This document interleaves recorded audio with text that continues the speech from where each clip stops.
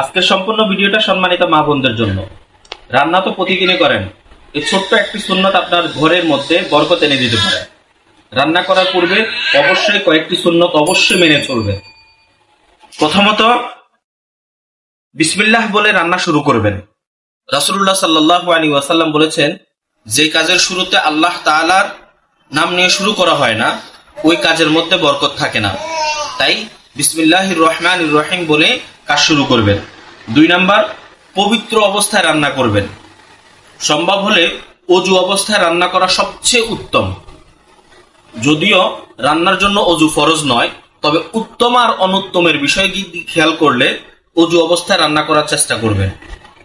3 number, পরিষ্কার পরিচ্ছন্ন থাকার চেষ্টা করবেন।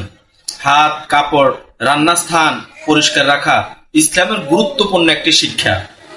4 নাম্বার, হালাল খাদ্য ব্যবহার করবেন। আপনার খাবার যে ব্যক্তি যোগান দিচ্ছে, আপনার ঘরওয়ালা, ওই ব্যক্তি কোত্থেকে খাবারটা আনতেছে, আপনি যদি এই জিনিসটার মধ্যে শক্ত দুরক্ষেপ নেন, তাহলে ওই ব্যক্তি কখনো হারাম পথ থেকে উপার্জন করতে পারবে না।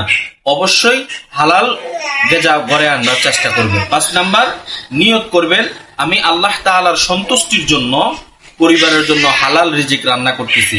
তাহলে আশা করা যায় আপনার ঘরের মধ্যে ইনশাআল্লাহ অবশ্যই বরকত আসবে। আবারও অনুরোধ করছি, ভিডিওটা শেয়ার করে দিবেন।